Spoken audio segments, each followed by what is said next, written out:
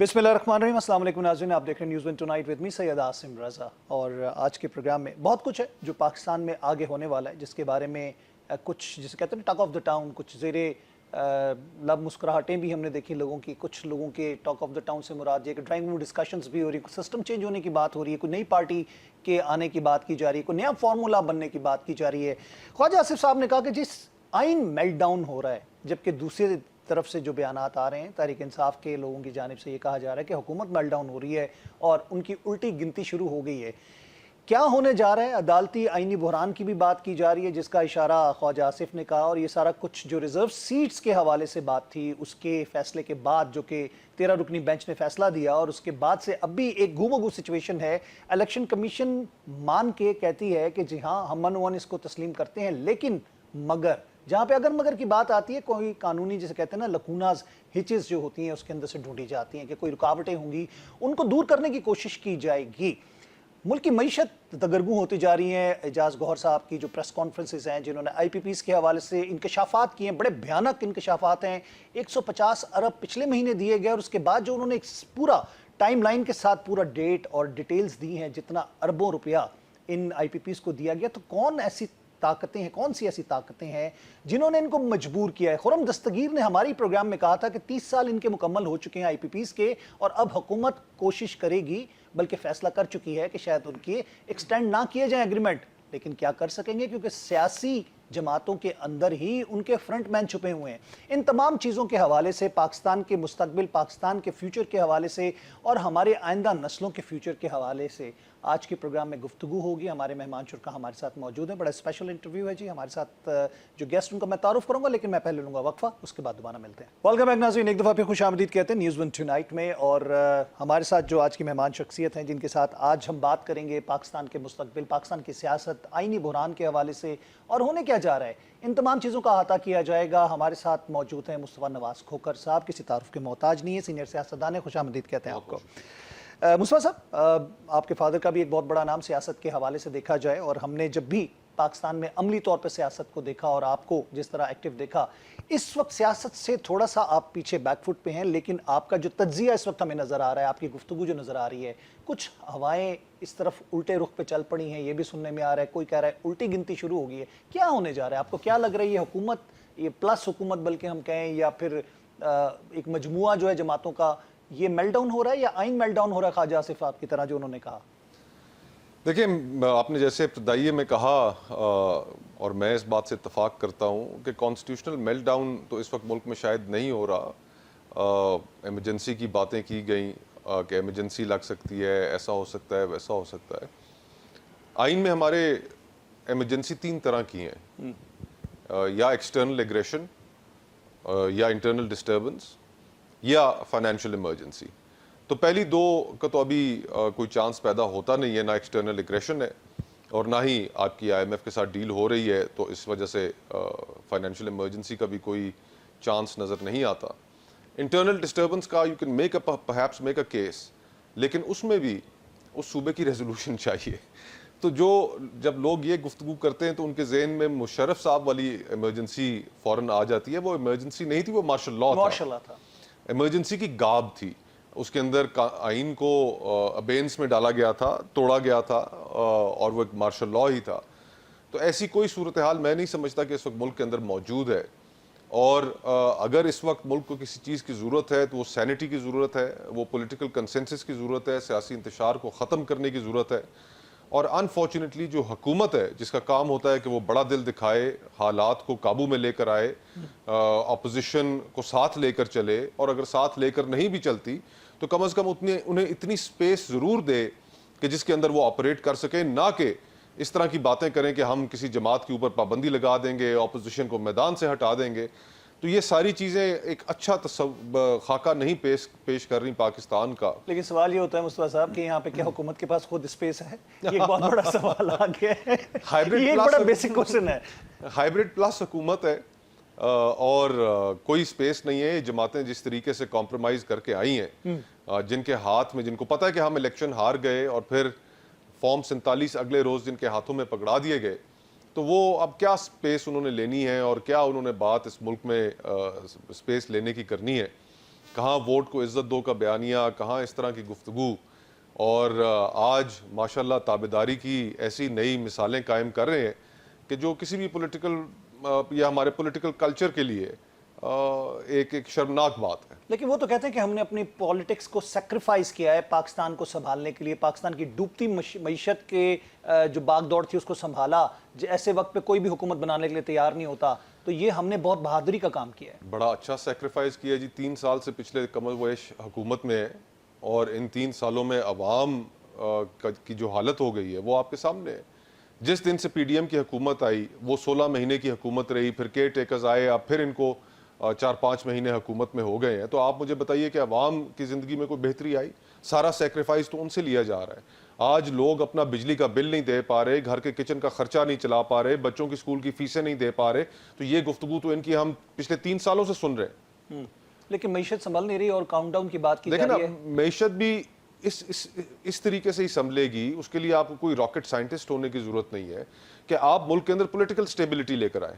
Political stability یہ جماعتیں لے کر آنے میں انٹرسٹڈ نہیں ہے، یہ چاہتی ہیں کہ جو ان کے مخالفین ہیں ان کو میدان سے ان کا صفایا کر دیا جائے۔ تو جب سیاست کے اندر آپ اتنی ایکسٹریم پوزیشن لیں گے اور توقع کریں گے کہ ادارے، اسٹیبلشمنٹ آپ کے سیاسی مخالف کو ختم کرے، تو اس سے ملک میں ایک ہیجانی کیفیت تو ہوگی۔ اور آج ملک جس ہیجانی کیفیت کا شکار ہے، مجھے بتائیے، دل پہ ہاتھ رکھ کے بتائیے، جو لوگ یہ پروگرام سن رہے ہیں وہ یہ بتائیں کہ کیا اس ملک میں آج کوئی اپنے بچوں کا مستقبل محفوظ تصور کرتا ہے؟ لوگ اس ملک کو چھوڑنا نہیں چاہتے، جس کو موقع ملے وہ یہ ملک چھوڑ کے جائے۔ پچھلا جو سال گزرا اس میں پاکستان کی تاریخ کی سب سے بڑی امیگریشن ہوئی، جو پاکستان سے لوگ چھوڑ کر نکلے۔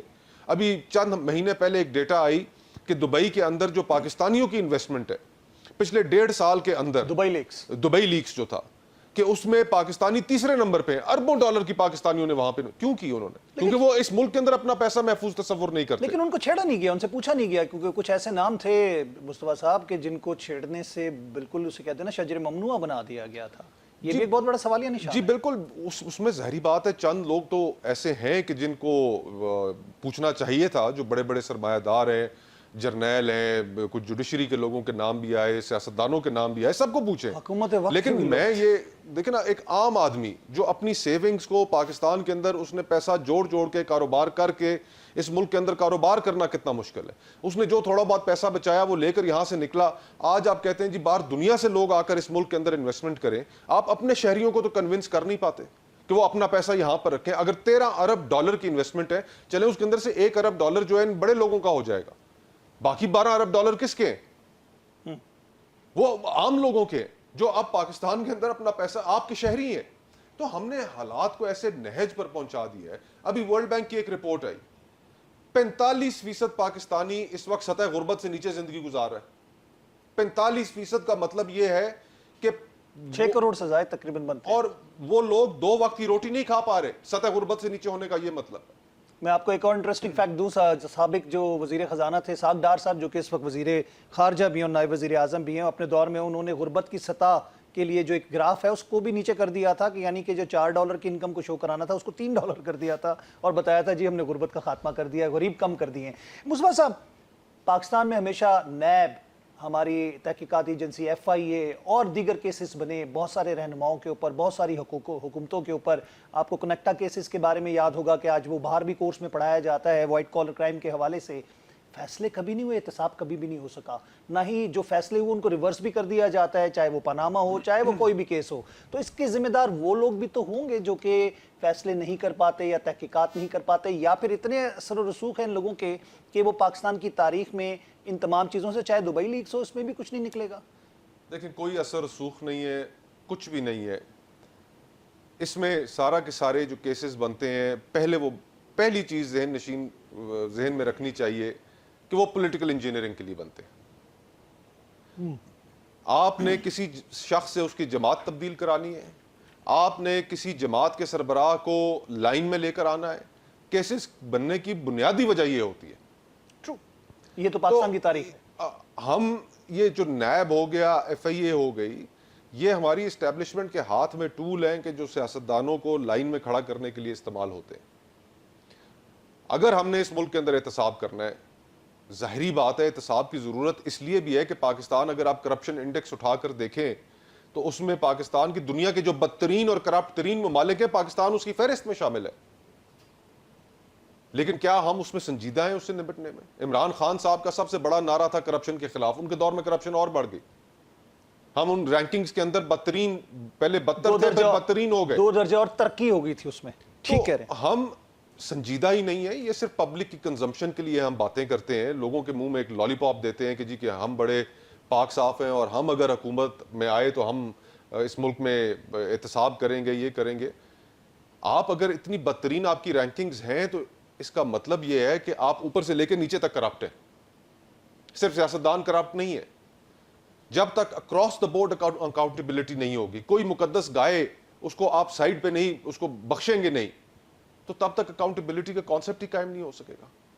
یہاں پہ تو الزام لگ رہا ہے مصطفیٰ صاحب کہ جو فیصلہ یا منصف ہے اس کو سیاست کی نظر کر دیا جاتا ہے یا وہ سیاست کر رہا ہوتا ہے. عدالتوں کے حوالے سے بھی آج ایک بہت بڑا کوسچن مارک یہ نظر آتا ہے کہ کبھی ان کے ہواؤں کے رخ کی طرف فیصلے ہوتے ہیں اور کبھی اس کے اگینسٹ چل پڑتے ہیں.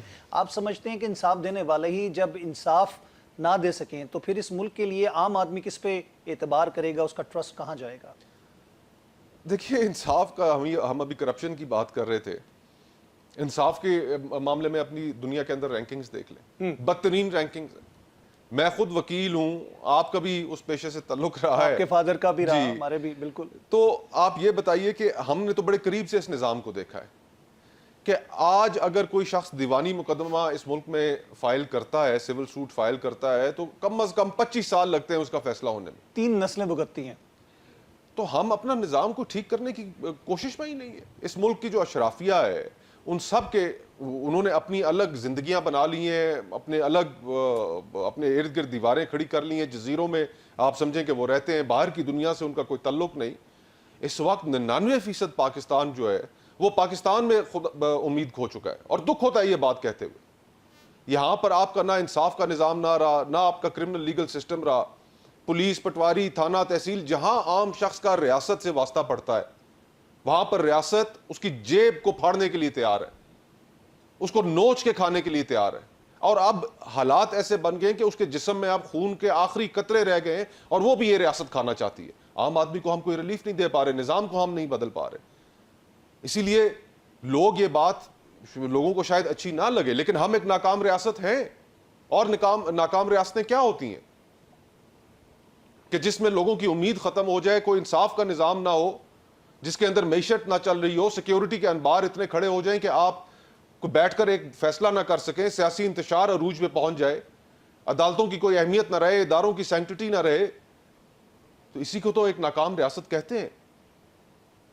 کوئی نظام پیرلل آپ سمجھتے ہیں کہ جو اس کو ٹھیک کر سکے گا، یا کون اس نظام کو، کوئی ایک جماعت تو اس کا حل نکال نہیں سکتی؟ یہاں پہ سیاسی انتقام اور جس طرح آپ نے کہا کہ جی ادارے استعمال ہوتے ہیں پولیٹیکل انجینئرنگ کے لیے، آپ سمجھتے ہیں کہ کیا یہ نظام فیل ہو چکا ہے یا پھر ہمارے پاس سخت نہیں ہے اس کو ٹھیک کرنے کی؟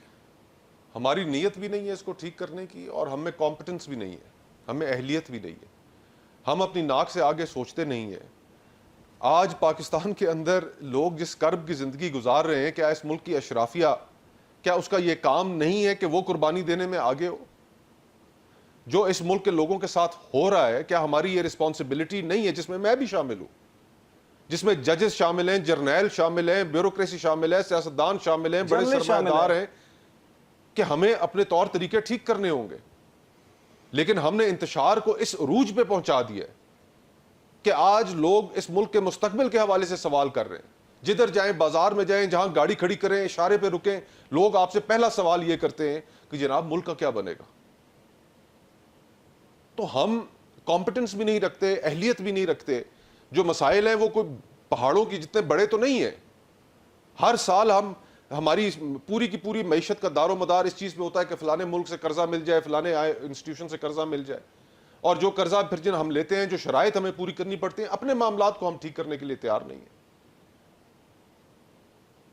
تو یہ ایک we are in a very very bad place. اللہ پاک رحم کرے اس ملک پر. آمین. یقین کیجئے کہ اچھی صورتحال نہیں ہے، اور یہ سارا، میں تو بہت بڑی خرابی ہوتے ہوئے میرے منہ میں خاک دیکھ رہا ہوں. یہ سیاسی انتشار جس نہج کو پہنچ گیا ہے، خدا نہ کرے ہم کسی بڑے حادثے کا شکار ہوں گے. اور حادثے کا یہ مطلب نہیں ہے کہ مارشل لا آ جائے گا. لیکن معاملات ہر کسی کے ہاتھ سے نکل جائیں گے, ملک انارکی کی طرف چلا جائے گا. امپلوژنز ہوں گے اس ملک کے اندر, اور وہ امپلوژنز ایسے ہوں گے کہ جن کا آپس میں کوئی ربط نہیں ہوگا.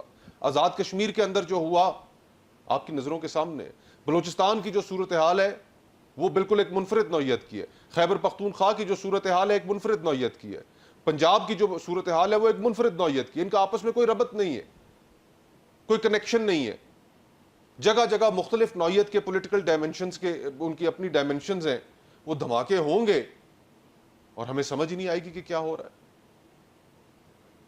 I'm sorry, I've got nothing positive to say, but اللہ رحم فرمائے. لیکن ایک چیز جو میں, بلکہ ایک چھوٹا سا کلپ ہے خرم دستگیر صاحب نے ہمارے پروگرام میں کہا تھا, وہ کلپ میں چھوٹا سا آپ کو دکھاتا ہوں اور اس کے بعد اس پہ بات کرتے ہیں.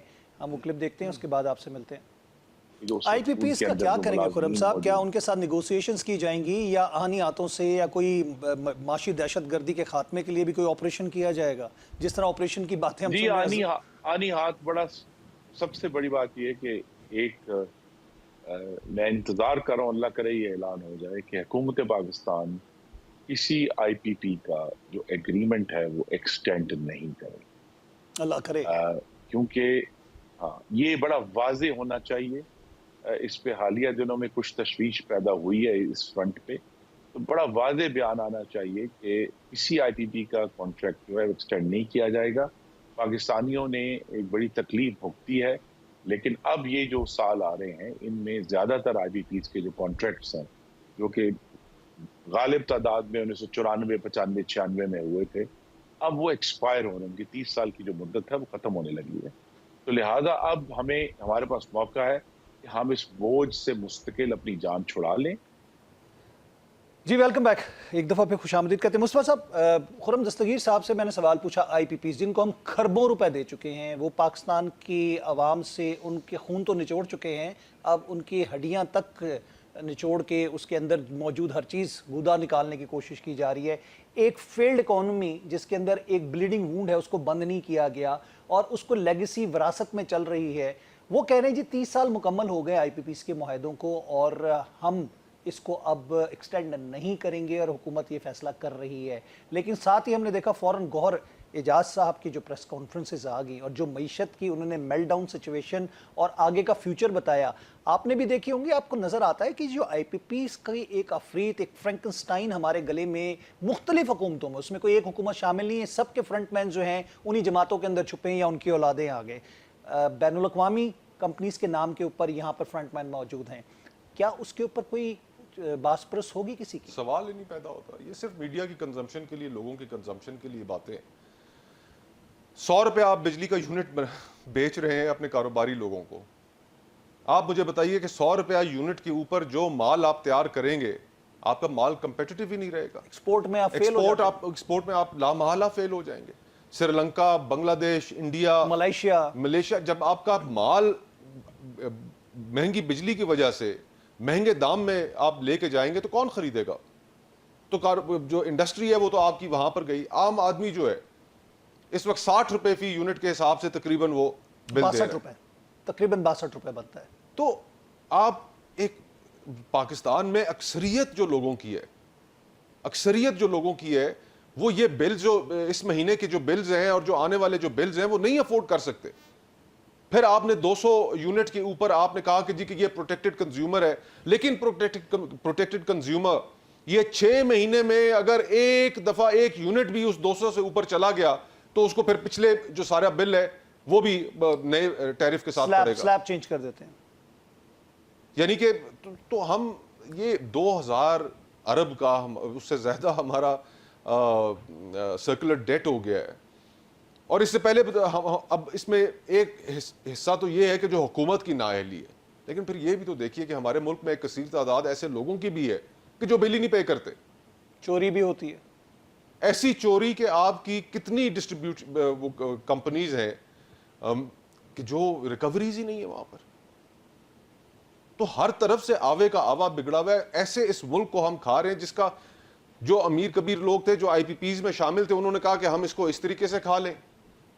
جو نیچے بجلی استعمال کر رہا ہے پچھلے 25-30 سالوں سے, جو ایک اچھا کنزیومر ہے, جو ایک آپ کا اچھا شہری ہے, جو اپنے بل دے رہا ہے, لیکن لاکھوں ایسے لوگ ہیں کہ جو اپنے بل نہیں دے رہے.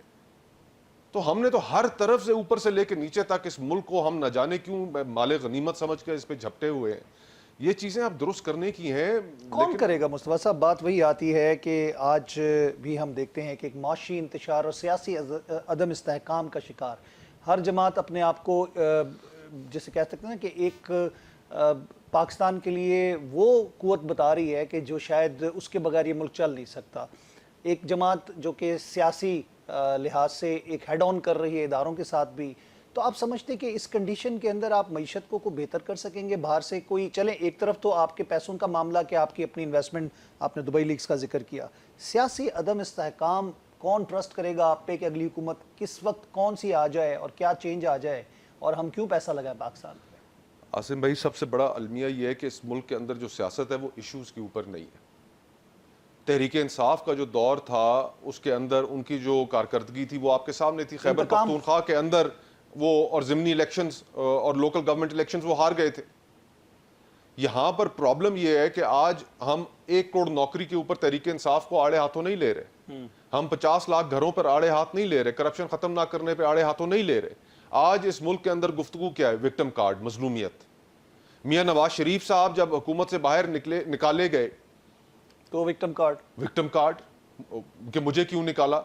تو ہماری جو اس ملک کے اندر جو سب سے جو بڑی کانٹرڈکشن ہے کا ایک حصہ ہے وہ یہ ہے کہ سیاستدانوں کو وقت سے پہلے اسٹیبلشمنٹ پسند ناپسند کی وجہ سے نکال باہر کرتی ہے. سیاستدان مظلومیت کا کارڈ لے کر عوام میں اترتے ہیں. عوام ان کے اس مظلومیت کے کارڈ کو دیکھتے ہوئے ان کے ساتھ چل پڑتی ہے. عوام ان سے ان کی کارکردگی کے بارے میں نہیں پوچھتی. تو یہ ہمیں چیزیں تبدیل کرنی پڑیں گی. آپ نے کہا، انہوں نے کہا کہ ہمیں پولیٹیکل ہو چکے ہیں، آئندہ کے لیے ہم نے بالکل اس کو، کیونکہ آپ کو باجوہ صاحب کی آخری سپیچ یاد ہوگی، آپ سمجھتے ہیں کہ اے پولیٹیکل ہو گئے ہیں. اور یہ جو آپ نے کہا کہ حکومتیں آتی ہیں اور جاتی ہیں، پی ٹی آئی تو اس چیز کو مانتی نہیں. یہ 8 فروری کو ہم نے دیکھ لیا تھا کتنے اے پولیٹیکل تھے. 8 فروری آپ کے سامنے ہے. آج کی اہم ایک ججز کا خط آپ کے سامنے ہے. اسلام آباد ہائی کورٹ کے ججز نے اس خط کے اندر جو چیزیں تحریر کی کہ کس طرح ہمیں دھمکایا جاتا ہے، کس طرح ہمارے برادر نسبتی کو کرنٹ لگائے گئے، کس طرح ایک جج صاحبان کے گھر میں کریکرز پھینکے گئے. یعنی کہ اور پھر اس کے بعد جب وہ معاملہ سپریم کورٹ میں گیا تو قاضی فائز عیسیٰ صاحب نے کہا کہ یہ تو اسلام آباد ہائی کورٹ کے ساتھ ہوا، بڑی زیادتی ہوئی. باقی ہائی کورٹ سے بھی پوچھتے ہیں کیا انہیں کوئی ایسے واقعات کا سامنا تو نہیں. وہ جب سب سے پوچھا تو سب اپنی اپنے گریونسز لے کے اپنے نوحے لے کر وہاں پر پہنچ گئے کہ جناب ہمارے ساتھ بھی یہ ہوا.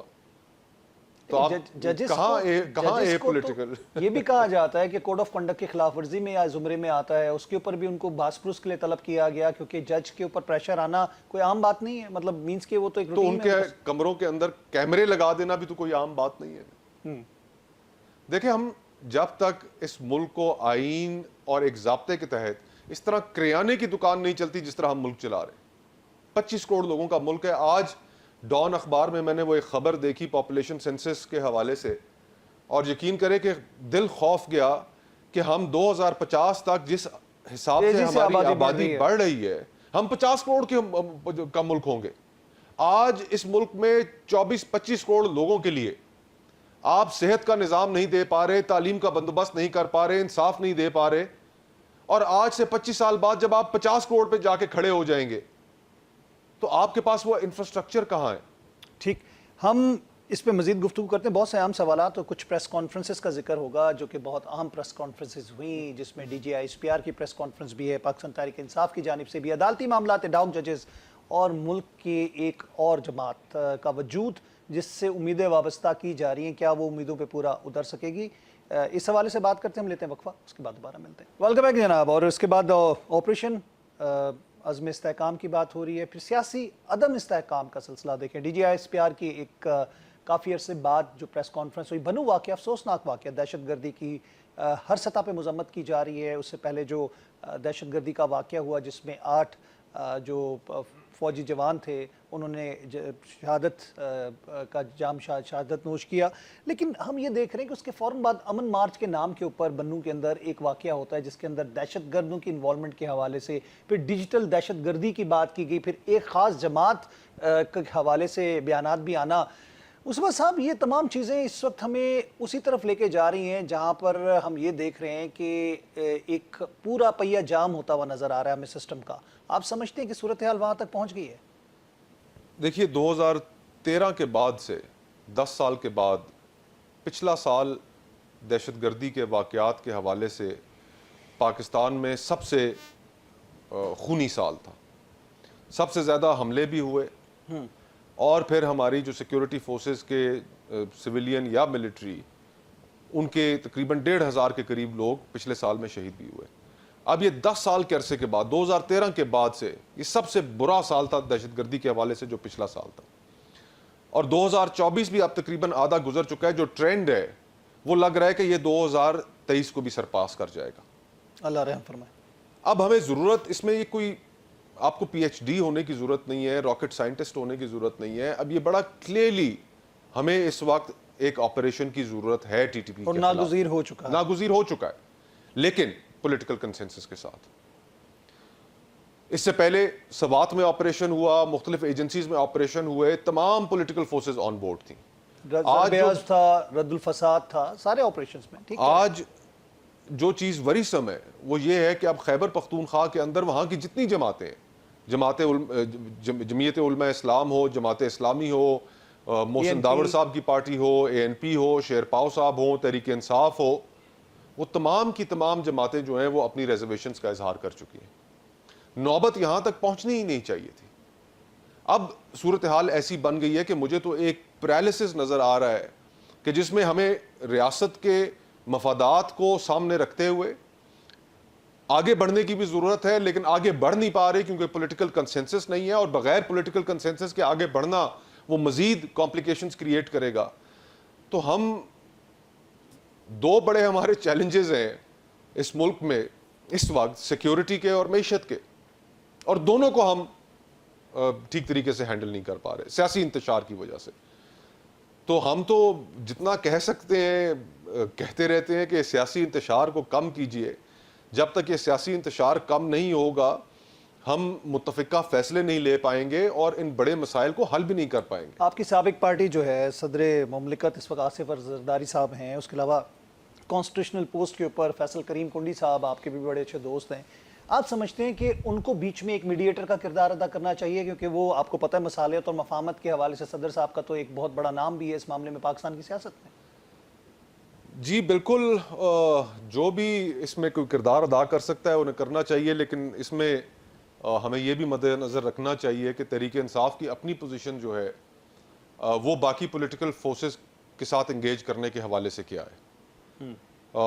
इमरान खान साहब ऑन रिकॉर्ड हैं, एक बार नहीं दर्जनों बार, कि वो कहते हैं कि मैंने किसी जमात के साथ बैठकर बात नहीं करनी, गुफ्तगू नहीं करनी। इन तीन जमातों के साथ, PPP, PMLN और MKM। अब ये भी इस मुल्क के अंदर स्टेक होल्डर्स हैं, you can't wish them away. आपको उन्हें उनके साथ इस माहौल से इस डेडलॉक को तोड़ने के लिए आपको गुफ्तगू करनी पड़ेगी। और फिर सितम ज़रीफ़ी ये है कि आप कहते हैं कि मेरी तरजीह ये है कि मैं इस्टेब्लिशमेंट से बात करूं। एक तरफ आप कहते हैं कि जी इन्होंने मेरे साथ ये किया, ये जुल्म किया, ये ज्यादती की, मेरा मैंडेट छीन लिया। दूसरी तरफ कहते हैं कि मैंने बात भी उन्हीं से करनी है। यानी जिनकी सबब बीमार हुए कहते हैं दवाई लेने भी उन्हीं के पास फिर दोबारा जाना है। तो उनके अंदर भी बहुत बड़ी कॉन्ट्रडिक्शंस हैं। और बड़े बड़े वक्त आए, पाकिस्तान इंडिया जंग का माहौल बन गया, इमरान खान साहब अपोजिशन के साथ उन्होंने नहीं इंगेज किया, जनरल बाजवा को स्टेप इन करना पड़ा, उन्हें वो वैक्यूम फिल करना पड़ा। तो आप हर किसी को, और इसी तरह जो हुकूमत है अगर वो चाहती है कि तहरीक इंसाफ को वो बैन कर देगी, उस पर पाबंदी लगाने की बातें करेगी, तो फिर कोई माहौल ठीक हो जाएगा? नहीं होगा। हर फरीक को पीछे हटना पड़ेगा, इस्टेब्लिशमेंट समेत सबको पीछे हटना पड़ेगा, अपनी अपनी पोजीशंस छोड़नी पड़ेंगी इस मुल्क की खातिर, इस मुल्क के लोगों की खातिर। क्योंकि हमारी ये जो आपस की लड़ाई है अशराफिया की, इसने इस मुल्क के लोगों को गर्क कर दिया। और अगर अभी भी ना किया तो फिर क्या कह सकते हैं। बात यह ना कि पैबस्ता रह शजर से उम्मीद बाहर रख, और हम ये शजर जो है उसको बूढ़ा कर चुके हैं, लेकिन उससे अभी तक पैबस्ता है, क्योंकि उससे उम्मीद बाहर की अभी तक वो जिसे कहते हैं ना आसार नजर नहीं आ रहे। लेकिन एक और भी चीज है कि देखिए, खुदा ना करे कि वो वक्त हम पे आए, वो ये भी मामला हो जाता है कौमों के साथ कि उन्होंने जो इमारत तामीर कर रखी होती है वो इमारत फिर गिरती है। अगर वो ठीक तरीके से मुल्क को ना चला पाए तो जितने हमारे मसाइल के अनबार बन गए हैं, खुदा ना करे कि ये इमारत गिरे और फिर उसके बाद एक नई तामीर होगी। वो जिस तरह अंग्रेजी में कहते हैं कि وہ فینکس ایشز سے پھر دوبارہ نکل کر آئے گا. تو اب تو مجھے لگتا ہے کہ ہم اس نہج پہ پہنچ گئے کہ جہاں پر بربادی ہوگی اور پھر آپس میں بیٹھ کے ضرور بات کر رہے ہوں گے, لیکن فرق اتنا ہوگا کہ اس وقت اشک بار آنکھوں سے یہ آپس میں تمام فریقین بیٹھ کے گفتگو کریں گے. عدلیہ کی جانب سے ہم نے دیکھا ہے کہ ایڈ ہاک ججز کی بات, جس طرح ہی ہم نے ریزرو سیٹ کا فیصلہ دیکھا اور 13 رکنی بینچ نے فیصلہ دیا, اکثریت سے 8-5 کے ریشو سے فیصلہ آیا. اس کے بعد سے کچھ کھلبلی مچی, پھر اس کے بعد الیکشن کمیشن نے بڑے تذبذب کے بعد انہوں نے کہا کہ ہم تسلیم کرتے ہیں, لیکن مگر وہ بات وہی آتی ہے جہاں پہ آئینی رکاوٹیں ہیں ان کو دور کیا جائے. تو پھر بات یہی ہے کہ ٹیڑھی کھیر اتنی آسانی سے نہیں نکلے گی.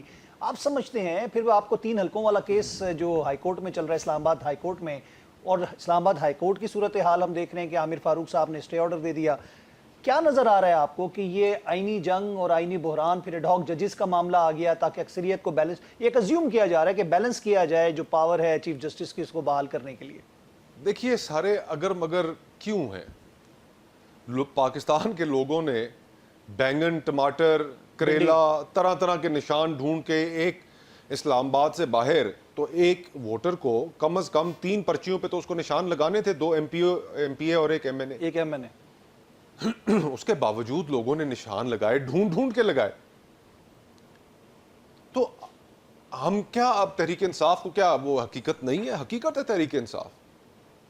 ہم جمہوریت کی بات کرتے ہیں لیکن جمہوری رویے ہم میں ان کی فقدان ہے, موجود نہیں ہے ہم میں. جس کو عوام نے مینڈیٹ دیا تسلیم کر لیں, اور اگر تسلیم کر لیا ہوتا تو آج ہم شاید اس بحران میں نہ ہوتے. 2018 کا جو الیکشن ہوا اس کے اندر بھی اسی طرح کی واردات ڈلی, آر ڈی ایس کو بٹھا دیا, آر ٹی ایس کو بٹھایا گیا. تو ہم تحریک انصاف اس کو نہیں مانتا. تحریک انصاف اس والے پہ دھاندلی کو کہتا ہے کہ جی ہوئی, وہ اس کو نہیں مانتا. شاید اس وقت دودھ میں پانی ملانا پڑا ہو, لیکن اس دفعہ تو پانی کے اندر دودھ ملانا پڑا ہے. فرق یہ ہے. تو اب بچہ جانتا ہے ملک کا کہ جی الیکشنز کے کیا ریزلٹ تھے.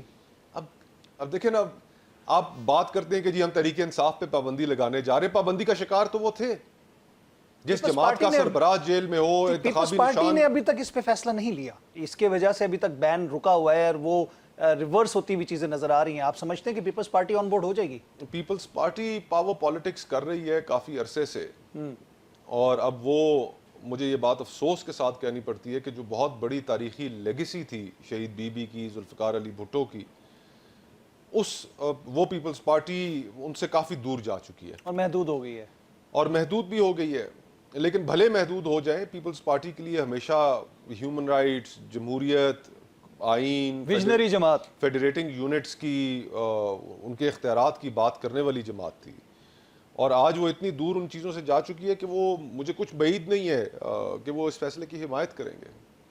مصطفیٰ صاحب, بات تو یہ آتی ہے کہ تالی دونوں ہاتھوں سے بچتی ہے. ہم دیکھ رہے ہیں کہ اگر اداروں کی بات کی جائے, حکومت وقت کی میں بلکہ بات کروں گا, اداروں سے بڑھ کے میں بات کروں گا, ان کی طرف سے کوئی فرنٹ فٹ پہ آ کے کوئی مصالحت کی کوشش, کوئی جس طرح ہم نے اے پی سی کی بات کی, جیسے اے پی ایس کے بعد اے پی سی ہوئی اور جس کے بعد ایک نیشنل ایکشن پلان بنا, اس وقت بھی ایک ایسی اے پی سی کا ہم کافی عرصے سے کہہ رہے ہیں کہ بات کرنے کے لیے بٹھایا جائے سب کو, لیکن اس میں آواز تو اٹھتی ہے لیکن اس کے بعد پریکٹیکلی ہمیں کوئی ول نظر نہیں آ رہی. اور اس وقت بھی جو تحریک انصاف کی طرف سے رد عمل آتا ہے, چاہے وہ سوشل میڈیا پہ ہو, جس کو ہم ڈیجیٹل دہشت گردی کا بھی نام دے رہے ہیں, جس طرح اداروں کو ملائن کیا جا رہا ہے نام لے لے کے, آپ نے کبھی پاکستان میں یہ چیز پہلے دیکھی تھی؟ دیکھیے ہمارے لیے ضروری یہ ہے کہ ہم اس وقت, اور اداروں کے لیے بھی ضروری ہے کہ جتنا وہ سیاست کے اندر انوالو ہوں گے, اس کا پہلا نقصان یہ ہوگا کہ جو ان کی قربانیاں ہیں وہ پسے پش چلی جائیں گی. قربانیاں پسے پش چلی جائیں گی اور پھر ان کا پولیٹیکل رول ڈسکس ہوگا. تو کیا وجہ ہے کہ ہر کچھ عرصے بعد ہمارے آرمی چیف کو کہنا پڑتا ہے کہ جی کہ اب سے فوج سیاست میں مداخلت نہیں کرے گی, دعوت بھی تو سیاستدان دیتے ہیں اور ہم اے پولیٹیکل ہو جائے گے. مصطفیٰ صاحب, تاریخ ہے پاکستان کی کہ ان کو دعوت دینے والے بھی ہماری جی, یہ سیاستدانوں کے اندر بھی بہت کوتاہیاں ہیں. سیاستدان بھی, جس گملے کی پنیریاں یہ سیاسی جماعتیں معذرت کے ساتھ ہیں, تو کیا آپ سمجھتے ہیں کہ اس کا سارا ملبہ اداروں پہ ڈال دیا جائے؟ فاطمہ جناح تو میرے خیال سے کسی گملے کی پنیری نہیں تھی. اس کے بعد کی میں نے بات کیا ہوا, حسین شہید سہروردی صاحب کے ساتھ کیا ہوا, پاکستان بنانے والے جو لوگ تھے ان کے ساتھ کیا ہوا, وہ تو کوئی پنیریوں میں نہیں لگے تھے. پھر مارشل لاز اس ملک کے اندر 3 مارشل لاز رہے, کیا ہم اس کو اپنی تاریخ سے حذف کر دیں؟ وہ مارشل لاز کوئی رابرٹ نے, کوئی جونز نے آ کے لگائے تھے, وہ پاکستانی لوگ تھے, جرنیل تھے جنہوں نے وہ مارشل لا لگائے تھے. ہمارے ملک کی سیاست کے اندر اگر جنرل باجوہ آج سے چند سال پہلے کہتے ہیں کہ اب ہم سیاست کے اندر ہم نے مداخلت کی ہے, اب ہم نہیں کریں گے, تو یہ اس سے زیادہ اور کیا ثبوت چاہیے. لیکن یہ بات اپنی جگہ پہ بالکل درست ہے کہ سیاستدان بھی اس میں بیساکھیوں کی تلاش میں رہتے ہیں. وہ جس طرح شیخ رشید صاحب کہتے ہیں گیٹ نمبر 4, سیاستدانوں کو موقع ملتا جائے اقتدار حاصل کرنے کے لیے پاور لاسٹ میں, یہ اتنا آگے چلے جاتے ہیں کہ پھر باہر تو لیکچرز دیتے ہیں جمہوریت کے پرنسپلز کے, لیکن اندر ساز باز کر کے حکومت میں آنے کے لیے بےتاب ہوتے ہیں. تو ہمیں بالکل اپنے ساروں کو رویے تبدیل کرنے پڑیں گے.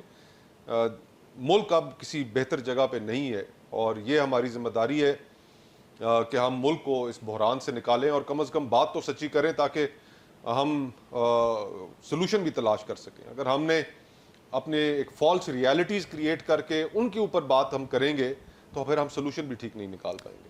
ناظرین, ہم یہاں پہ وقفہ لیتے ہیں, اس کے بعد دوبارہ ملتے ہیں, اور کچھ سیاست کے مستقبل کے ساتھ ساتھ ایک نئی جماعت کے حوالے سے بھی بات ہو رہی ہے جس کی شنید یہی ہے کہ اس میں بڑے بڑے نام شامل ہو جائیں گے, اس کے بارے میں بھی پوچھیں گے, اور وقفہ لیتے ہیں, اس کے بعد دوبارہ ملتے ہیں. ناظرین, ایک دفعہ پھر اور ہم خوش آمدید کہتے ہیں آپ کو. سیاسی جماعتیں اور نئی سیاسی جماعت کی جو آواز اور بازگشت ہے, ہم نے شاہد خاقان عباسی سے بھی اس حوالے سے گفتگو کی تھی. مصطفیٰ صاحب, اس جماعت میں آپ کو کوئی پاکستان کا مستقبل نظر آتا ہے؟ کیونکہ وہ کہتے ہیں یہ نظریہ کی جماعت ہے, اور جو وہ نظریہ جو کہ کسی سیاسی جماعت میں اس وقت ان کو نظر نہیں آ رہا, اور ہمارے تو امید تھی شاید آپ بھی اس میں شامل ہو رہے ہیں, یا کوئی ایسا فیصلہ بھی نہیں کیا انہوں نے؟ جی, اچھی کاوش ہے اور اچھی سوچ کے ساتھ انہوں نے ابتدا کی ہے, میں دعا گو ہوں ان کے لیے. پاکستان میں جو دیگر سیاسی جماعتیں ہیں, سیاسی جماعت ان کو کہنا تو ایک الزام ہی ہے ان پر. یہ تو خاندانوں کی بادشاہتیں ہیں, جماعتوں کے اندر حب زدہ ماحول ہے, وہاں پر آپ کوئی گفتگو نہیں کر سکتے, اختلاف رائے نہیں رکھ سکتے. باہر یہ لوگ بات کرتے ہیں جمہوریت کی, لیکن اپنی جماعتوں کے اندر ان صاحبان نے ڈکٹیٹرشپس قائم کر رکھی ہیں, تو اور نہ ان کے پاس لوگوں کے مسائل کا حل ہے. کوئی جماعت کسی کے پاس کوئی پروگرام نہیں, سب زیادہ سے زیادہ وکٹم کارڈ کے اوپر پلے کرتے ہیں. پریکٹیکل پروگرام کسی جماعت کے پاس نہ ہونا, اس کی ساری قیمت پاکستان کے لوگ ادا کر رہے ہیں, تو ایک اچھا اضافہ ہے. کمپیٹنٹ لوگ ہیں میرے خیال میں, شاہد خاقان عباسی صاحب بھی, مفتاح صاحب بھی. میرا مشورہ ان کو یہ تھا کہ ابھی تھوڑی دیر رک جاتے ہیں اور پھر کچھ وقت گزرنے دیں. ابھی پولرائزیشن بہت زیادہ ہے معاشرے میں, تو یہ کچھ عرصہ ٹھہرنے کے بعد پارٹی لانچ کرنی چاہیے. بہرحال انہوں نے پہلے کی, اور ان کے نزدیک یہ ایک بہتر وقت تھا, اور آئی وش دیم آل دا بیسٹ. اور اللہ کرے کہ پاکستان میں ایک اس کے حالات, واقعات اور سیاست میں ایک خوبصورت اضافہ ہو. میرا آگے کا جو آخری اس کا حصہ تھا سوال کا, آپ نے کیا سوچا؟ میں نے ابھی یہی سوچا ہے کہ جی جہاں نظر دوڑاتا ہوں, فی الحال باقی جماعتوں کا میں نے آپ کے سامنے رکھا کہ ان جماعتوں کے اندر کیا حالت ہے. میرا فی الحال آزاد رہنے کا ہی پلان ہے, کوئی جماعت جوائن کرنے کا نہیں, اور بس دیکھتا ہوں حالات واقعات کہاں لے جاتے ہیں. حالات و واقعات, یا آپ کسی خاص وقت کے منتظر ہیں؟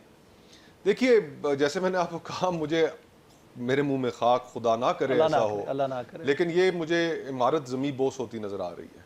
اس عمارت کے بعد پھر آپ کو نئی عمارت تیار کرنی پڑے گی, اور ابھی سینٹی مجھے نظر نہیں آ رہی, کسی فریق کے اندر بھی نظر نہیں آ رہی. یعنی آج ہی کے دن کے واقعات اگر آپ اٹھا لیں تو رؤف حسن صاحب کی گرفتاری, پی ٹی آئی کے دفتر پر جلغار, بیرسٹر گوہر صاحب کو تھوڑی دیر کے لیے حراست میں لے لیا گیا. ایک طرف ہم چاہتے ہیں کہ ملک کے معاملات ٹھیک ہوں, سیاسی انتشار, ٹیمپریچر میں کمی آئے, لیکن آج ہی کے دن کے واقعات آپ کے سامنے ہیں, تو مجھے کوئی امید نظر نہیں آ رہی کہ ہم کوئی بہتری کی جانب ان حالات میں جا سکیں گے جب تک ہم ایک قیمت کو ادا. کتنا ٹائم آپ آگے دیکھ رہے ہیں؟ اکتوبر تک میرے خیال سے کچھ آگے چینج دیکھیں, چیزیں انسسٹینیبل بہت حد تک ہو گئی ہیں. اکتوبر کا کہا جا رہا ہے. وہ ایک ویسے بھی ایک بات کی جاتی ہے, وہ کہتے ہیں کہ مرفیز لا ہے ایک, کہ if anything can go wrong it will eventually go wrong. تو بہت سی چیزیں پاکستان میں غلط ہو چکی ہیں, اور وہ پھر یہ بھی کہتے ہیں کہ اس تھیوری کا اگلا حصہ بھی یہ ہے کہ most probably go wrong at the worst possible time. تو معیشت ٹھیک ہے نہیں, سیکیورٹی کے ایشوز ہیں, اللہ کرے کہ سینس پریویل کرے, ورنہ مجھے تو یہ 3-4 مہینے سے زیادہ عرصہ یہ معاملہ چلتا آلموسٹ اکتوبر ہی بنتا ہے جس کے بارے میں یہ کہا جا رہا ہے. ٹھیک ہے, یعنی یہ جو باز گشت ہو رہی ہے, جو ڈرائنگ روم ڈسکشنز ہیں, اس کے اندر کہیں نہ کہیں کچھ نہ کچھ, وہ کہتے ہیں نا کہ چنگاری ہوتی ہے تو دھواں اٹھتا ہے, یعنی اس حکومت کو آپ ایک فیلئر کی طرح دیکھ رہے ہیں. جو دیکھیں پبلک سینکشن بڑی چیز ہوتی ہے, اور وہ ویسے ہی تو نہیں کہا جاتا, اور تاریخ اس چیز کی گواہ ہے کہ جھوٹ کی بنیاد پہ کوئی عمارت کھڑی نہیں ہو سکتی, جھوٹ کی بنیادیں نہیں ہوتی. فارم 47 کی بنیاد پر آپ کتنا عرصہ چلا لیں. لیکن پنجاب میں تو راوی چین کی بنسی پہ جا رہا ہے, وہ وہاں پہ ایمبولینس بھی شروع ہو گئی ہے, وہاں پہ لوگوں کو لونز بھی دیے جا رہے ہیں, سولرز بانٹے جا رہے ہیں, پینلز, اور پتہ نہیں کیا کچھ ہو رہا ہے کہ لوگ کہتے ہیں کہ جی وہاں پہ دودھ اور شہد کی نہریں بہنا شروع ہو گئی ہیں. تو کرا لیں الیکشن, لوکل گورنمنٹ الیکشن ہی کرا لیں, لوگ بتا دیں گے کہ کیا حالات ہے اس وقت. گھبراتے کیوں ہیں, کیوں اپنے ایک سیاسی مخالف کو بین لیکن کرنے جا رہے ہیں. انفارچونیٹلی لوکل گورنمنٹ الیکشنز تو کبھی بھی کسی جماعت نے خوشی سے نہیں کروائے. اسی لیے نہیں کروائے کہ اچھا اس میں بھی ایک بہت بڑے کہ ہم بطور پولیٹیکل کلاس جو ہیں ہم ڈیولوشن کے خلاف ہیں. ہم M N As, M P A, senator صاحبان, ہم یہ چاہتے ہیں کہ ہماری چودراہٹ قائم رہے, پیسہ ہمارے پاس لوگوں کو ہماری دہلیز پہ آنا پڑے, لوگوں کے مسائل ان کی دہلیز پہ حل نہ ہو. اسی لیے ہم لوکل گورنمنٹ کے نظام کے دشمن ہیں. تو ہمارے اندر سیاستدانوں کو جہاں پر ہم اسٹیبلشمنٹ کو مورود الزام ٹھہراتے ہیں وہاں پر, اور اس میں کوئی شک نہیں کہ معاملات کو بگاڑنے میں تاریخی طور پر ایک بڑا کردار رہا ہے ان کا. لیجسلیشن کرنی چاہیے, لیکن وہ تھانے ہیں کراچاری. سیاستدانوں کا بھی جو حال ہے وہ بھی تو کوئی اچھا نہیں ہے. مطلب سڑکیں, نلکے, تھانہ, ہماری پرائیورٹی کیا ہے؟ ہماری سیاستدانوں کی پرائیورٹی یہ ہوتی ہے کہ بس میں الیکشن جیتوں, اور الیکشن جیتنے کے بعد میرا ڈی پی او, میرا تحصیلدار, میرا ڈی سی, کچھ اسلحے کے لائسنس بن جائیں, لوگوں کو نوکریاں مل جائیں, حلقے کے لیے میں کوئی فنڈز لے لوں, اس فنڈز کے اندر سے تھوڑی خرد برد کر لوں, باقی کچھ لگا دوں. یہ ہماری یہ سیاست ہے, سیاستدان. آپ سمجھتے ہیں کہ کوئی ایسا پوائنٹ جو آ سکتا ہے پاکستان کی تاریخ میں سیاست کے اس, میں عصر حاضر کی بات کروں گا, کہ کسی ایک نقطے کے اوپر سب متفق ہو سکیں گے؟ جی بالکل, وہ وقت آنا چاہیے. ابھی تو ایسا وقت نظر نہیں آ رہا. خدا نہ کرے ایک قیمت ادا کرنے کے بعد, جیسے میں نے پہلے کہا, اشک بار آنکھوں سے ہم شاید پھر کسی بہت سے نکات پہ اتفاق کر رہے ہوں, لیکن ابھی ایسا ماحول نہیں ہے. تھینک یو ویری مچ مصطفیٰ بھائی, بہت شکریہ, آپ نے اپنا وقت دیا. اور ناظرین, پروگرام کا وقت ختم ہو جاتا ہے, لیکن حقائق اور صورتحال جو کہ ہمارے سامنے اس وقت ایک پس منظر اور پیش منظر کو سامنے رکھتے ہوئے مصطفیٰ صاحب نے پیش کی. مصطفیٰ نواز کھوکھر صاحب کا ایک مطمع نظر ہے, اور وہ پاکستان کی بہتری اور پاکستان کے فیوچر کے حوالے سے تھا. میں چاہوں گا آپ سے اجازت, کل آنے کے بعد.